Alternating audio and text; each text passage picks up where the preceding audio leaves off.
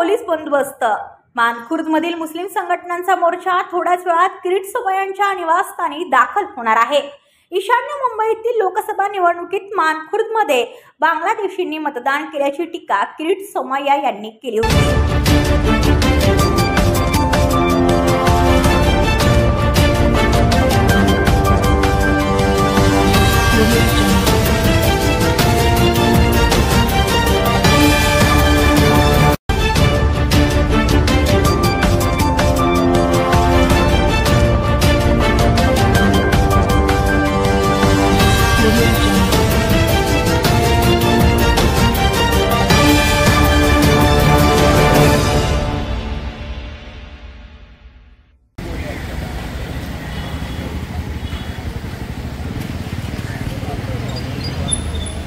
Bureau report Mumbai Panvel वार्ता news.